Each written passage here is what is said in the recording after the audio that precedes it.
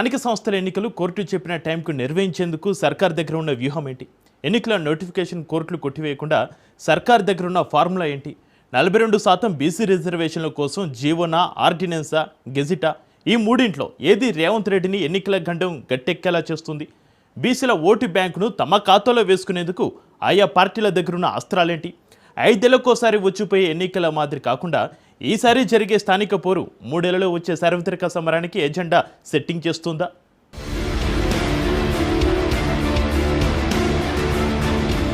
ఎట్టకేలకు హైకోర్టు తీర్పుతో స్థానిక సమరానికి తెరతీయాల్సిన అనివార్యత సర్కారుపై పడింది.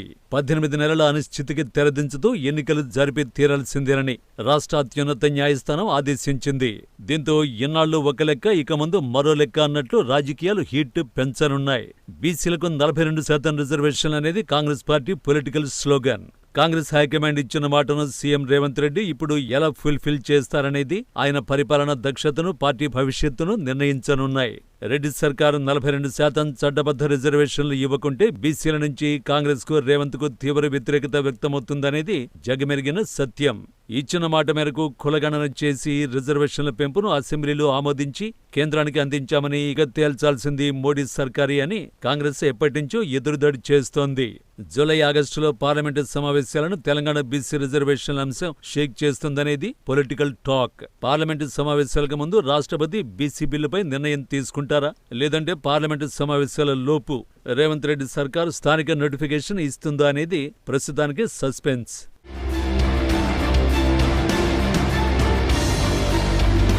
పంచాయతీ ఎన్నికలు ఎప్పుడొచ్చినా కోర్టుల జోక్యం తప్పనిసరి అవుతోంది. ఎన్నికలు సకాలంలో జరపాలని కొందరు, ఎన్నికల్లో బీసీ రిజర్వేషన్ల అంశంపై మరికొందరు 5 ఏళ్లకోసారి కోర్టు మెట్లెక్కడం తప్పనిసరిగా మారింది. రాజ్యాంగబద్ధంగా ఎస్సీ, ఎస్టీలకు మాత్రమే జనాభా దామాషా పద్ధతిలో రిజర్వేషన్లు కేటాయించే వీలు ఉండడం, సుప్రీంకోర్టు మొత్తం రిజర్వేషన్లు 50% మాత్రమే ఉండాలని లైన్ గీయడం రాజకీయాలను ఎప్పుడూ షేక్ చేస్తూనే ఉంది. దళిత, గిరిజన రిజర్వేషన్ల కోటా పోగా మిగిలినవి బీసీలకిస్తూ పార్టీలు అప్పటికి మమ అనిపిస్తున్నాయి. అధికార కాంగ్రెస్ పార్టీ బీసీలకు 42% రిజర్వేషన్లు కల్పించేలా బిల్లు ఆమోదించి రాష్ట్రపతి కార్యాలయానికి పంపించగలిగింది. ఈ విషయంలోనే కాంగ్రెస్ సర్కార్ చిత్తశుద్ధిపై ప్రతిపక్షాలు విమర్శలు సంధిస్తున్నాయి. రాష్ట్ర పరిధిలోని అంశాన్ని కేంద్రం దగ్గరకు తీసుకువెళ్లి సమస్యను జటిలం చేసిందనే పొలిటికల్ పాంచి విపక్షాల నుంచి ఎదురవుతోంది. జీవో ఇస్తే సరిపోయేదానికి బీజేపీని ఇరికించాలనే రాజకీయ కారణాలతో బిల్లును రాష్ట్రపతికి పంపిందని ఇటు కాషాయ దళం, అటు కారు పార్టీలని కొందరు నేతలు ఆరోపిస్తున్నారు. తెలంగాణ హైకోర్టు తీర్పుతో ఇప్పుడు రేవంత్ సర్కారు బీసీలకు 42% రిజర్వేషన్లతో జీవో ఇస్తుందా, లేదంటే పార్టీ పరంగా రిజర్వేషన్లు ఇచ్చేందుకు అఖిల పక్షాన్ని ఏర్పాటు చేస్తుందా అనే సస్పెన్స్ కొనసాగుతోంది. బీసీలకు రిజర్వేషన్లు ఇచ్చే తండ్లాట ఎవరిది, తప్పుకునేది ఎవరు అనేది తెరపైకి తీసుకొచ్చి రాజకీయంగా లబ్ధి పొందేందుకు కాంగ్రెస్ పార్టీ శతవిధాలా ప్రయత్నిస్తోంది.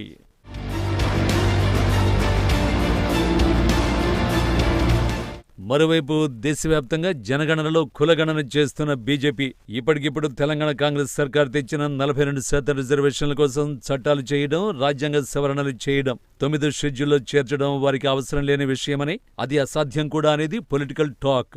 దేశవ్యాప్తంగా బీసీ రిజర్వేషన్లపై నిర్ణయం తీసుకుందామని బీజేపీ పొలిటికల్ డెసిషన్ తీసుకుంటేనే ప్రధాని నరేంద్ర మోడీ నోరు మెదుపుతారనే మాట వినిపిస్తోంది. అయితే రాష్ట్రపతి దగ్గర బీసీ బిల్లు ఫైలు ఉండడం, అది ఎన్నాళ్లు అక్కడ పెండింగ్లో ఉంటుందనే దానిపై మాత్రం బీజేపీ సర్కార్ సమాధానం చెప్పుకోవలసి ఉంటుంది. కేంద్ర కేబినెట్ నిర్ణయాల ప్రకారమే రాష్ట్రపతి నడుచుకోవలసి ఉంటుంది. అంటే బీజేపీ రాజకీయ నిర్ణయం, ప్రభుత్వ నిర్ణయం అనేది కీలకం కానుంది.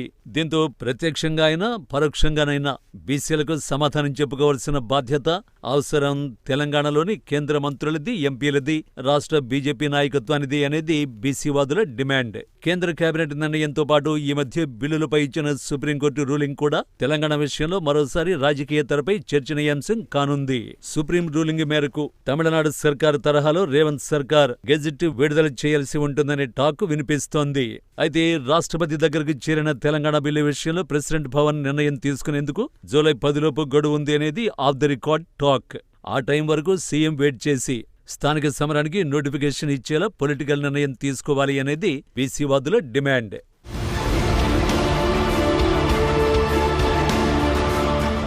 గత 10 ఏళ్లు బీఆర్ఎస్ అధికారంలో ఉన్న ఆ పార్టీ అధికారంలోకి వచ్చిన 2014 కంటే ముందే 2013లో ఉమ్మడి రాష్ట్రంలో స్థానిక ఎన్నికలు జరిగాయి. ఆ తర్వాత 2018లో టీఆర్ఎస్ అధికారంలో ఉన్నప్పుడు బీసీ రిజర్వేషన్లు తగ్గిస్తూ ఎన్నికలు జరిగాయి. ఈ విషయంలో తప్పు సరిదిద్దుకునే పనిలో ఉన్న బీఆర్ఎస్ బీసీ రిజర్వేషన్లను చట్టబద్ధంగా అమలు చేయాలని రాష్ట్రంలోని కాంగ్రెస్ పార్టీని, కేంద్రంలోని బీజేపీ పార్టీని డిమాండ్ చేస్తోంది. కాంగ్రెస్, బీజేపీ, బీఆర్ఎస్ 3 పార్టీలు బీసీలకు 42% రిజర్వేషన్లు ఇవ్వాల్సిందేనని పట్టుబడుతున్నాయి. అయితే అడ్డుపడుతుంది ఎవరు అనేది అస్సలు ప్రశ్న.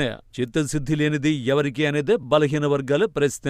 బీసీలకు రిజర్వేషన్లు ఎంత ఉండాలి అనేది రాజ్యాంగంలో ఎక్కడా స్పష్టంగా లేదు. అయితే సహజ న్యాయ సూత్రాల ఆధారంగా సుప్రీంకోర్టు 50% సీలింగ్ చేయడంతో రిజర్వేషన్లు పెంచినా తగ్గించినా ఎన్నికల సమయంలో కోర్టులు జోక్యం చేసుకోవాల్సిన పరిస్థితులు తప్పడం లేదు. ఇప్పుడు తెలంగాణ ప్రభుత్వం 42% బీసీ రిజర్వేషన్ల బిల్లు పాస్ చేయడంతో ఆ మేరకు రిజర్వేషన్లతో జీవో ఇస్తుందా, ఆర్డినెన్స్ ఇస్తుందా, గెజిట్ ఇస్తుందా, ఇస్తే అవి కోర్టుల ముందు నిలుస్తాయా అనేది కూడా సస్పెన్స్ గానే ఉంది.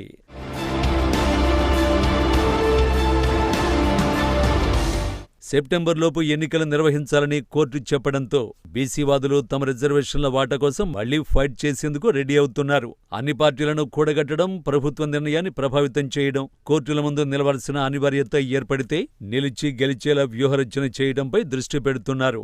బీసీ రిజర్వేషన్ల అంశం దేశవ్యాప్తంగా చర్చకు దారితీస్తుండటంతో తెలంగాణ స్థానిక ఎన్నికలు తదుపరి వచ్చే సార్వత్రిక ఎన్నికల దశను మార్చనున్నాయి. బీసీలను మజ్జిగ చేసుకునేందుకు 42% చట్టబద్ధ రిజర్వేషన్లు ఇచ్చేలా సర్కారు జీవో ఇచ్చినా, ఆర్డినెన్స్ తెచ్చినా, గెజిట్ విడుదల చేసినా మళ్లీ ఎవరైనా కోర్టుకు వెళ్తే ఎలా అనేది బిగ్ క్వశ్చన్.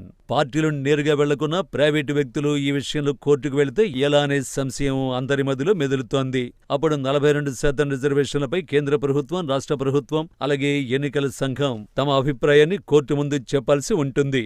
ఇదంతా ఊహాజనితం. అంతవరకు పరిస్థితి వస్తుందా, లేదంటే 50% సీలింగులోపే బీసీలకు రిజర్వేషన్లతో స్థానిక సమరం సమాప్తమవుతుందా అనేది ఎన్నికలు జరిగే చివరి నిమిషం వరకు సస్పెన్సే.